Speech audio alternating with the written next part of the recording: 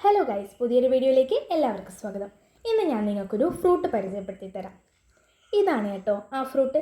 ഇതിൻ്റെ പേരാണ് gac fruit. പാകമാകുന്നതിന് മുൻപ് ഇതുപോലെ പച്ച നിറത്തിലാണ് കാണപ്പെടുക. പിന്നീട് മഞ്ഞയും ഓറഞ്ചുമായി മാറും. നല്ലവണ്ണം പഴുത്തു കഴിഞ്ഞാൽ ഈ ഫ്രൂട്ടിൻ്റെ നിറം ഇതുപോലെ റെഡ് കളറായിട്ട് മാറും. ഈ ഫ്രൂട്ട് എൻ്റെ വീട്ടിലുണ്ടായതല്ല കേട്ടോ. എൻ്റെ അങ്കിള് ഷാജിപ്പാപ്പൻ്റെ വീട്ടിലാണ് ഇത് കൃഷി ചെയ്തത്. ഇതിൻ്റെ പൂക്കളിൽ മെയിലും ഫീമെയിലും ഉണ്ട്. അവ പോളിനേഷൻ ചെയ്തിട്ടാണ് ഈ ഫ്രൂട്ട് ഉണ്ടാകുന്നതെന്നാണ് ഷാജിപ്പാപ്പൻ പറഞ്ഞിട്ടുള്ളത്. ഈ മെയിൽ പൂവിൻ്റെ ഇതളുകൾ മാറ്റി ഈ ഒരു രൂപത്തിലാക്കിയിട്ട് ഫീമെയിൽ പൂവിൻ്റെ ഉള്ളിലേക്ക് നമ്മൾ പോളിനേഷൻ ചെയ്ത് കൊടുക്കുമ്പോഴാണ് ഈ ഒരു ഫ്രൂട്ട് ഉണ്ടാകുന്നത്. ഇനി നമുക്കിതൊന്ന് മുറിച്ച് മാറ്റാം. ഇതിന് ചുറ്റും മുള്ളുകളാണ് കേട്ടോ. ഈ ഫ്രൂട്ട് കാണാൻ നല്ല ഭംഗിയുണ്ട്, പക്ഷേ ഇതിന് ചുറ്റും മുള്ളുകളായിട്ടാണ് നിറഞ്ഞിട്ടുള്ളത്. നമുക്കിതിനെ കട്ട് ചെയ്താം. വിചാരിച്ചതുപോലെ അത്ര ഈസി അല്ല കേട്ടോ ഇത് കട്ട് ചെയ്യാൻ.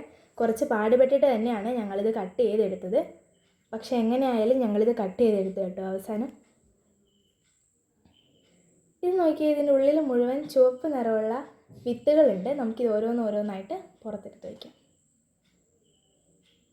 പ്രത്യേകിച്ചൊരു മണമൊന്നും ഇതിനുണ്ടായിട്ടില്ല. ഞാനിത് ഇതുവരെ കഴിച്ചിട്ടുമില്ല ഈ ഫ്രൂട്ട്. നമുക്കിനി ഇതൊന്ന് കഴിച്ച് നോക്കാം. ഒരു ടേസ്റ്റും എനിക്ക് തോന്നിയിട്ടില്ല, പക്ഷെ ഒരുപാട് വൈറ്റാമിൻസും ആൻറ്റി ഓക്സിഡൻസും ഒക്കെ ഇതിൽ അടങ്ങിയിട്ടുണ്ടെന്നാണ് എല്ലാവരും പറഞ്ഞു കേട്ടിട്ടുള്ളത്. അതുകൊണ്ട് തന്നെയായിരിക്കും ഇത് സ്വർഗ്ഗത്തിലെ കനി എന്നാണ് അറിയപ്പെടുന്നത്. അപ്പോൾ അത്രയേ ഉള്ളൂ. ടാറ്റാ.